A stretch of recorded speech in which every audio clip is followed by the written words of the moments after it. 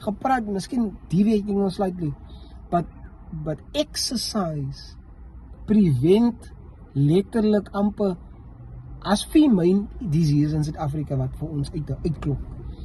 Obstructive lung disease, chronic obstructive, inches rook en ook al pyp en wat ook al.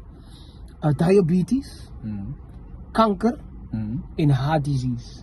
Dit is die top 4. En wat van met jou niere, van ek sien baie mense moet nou op dialyse gaan, ek sien baie mense moet nou op dialyse gaan. Met chronic heart disease, affected jou blood pressure. Kan jou blood pressure, gewoonlik maak jou blood pressure hoog, en jou hart werk na overtime. En jou hart, as jou bloeddruk hoog is, affecteer het jou niere. As jou niere klaar is. So hy is 'n subsidiary. Okay, ja. En 'n possible ding is 'n visie. Maar die punt is, choices, al 4 van hulle is life choice amper induced.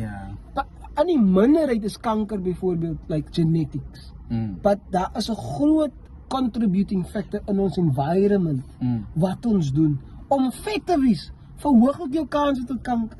Like, ons sal nou ding, like, vet mense wat oorgewig is.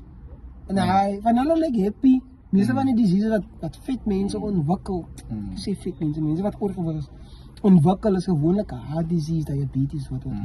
But kanker is a carcinogen, it's like, anyway, but, ja, so, wat hy basically sê is, hy wat sê so, hy choice maak, om elke keer, 'n streetwise toe en 4 zinge wings te gaan koop, geef vir my 'n tuitjie en 'n boutjie asseblief, los hy bereid.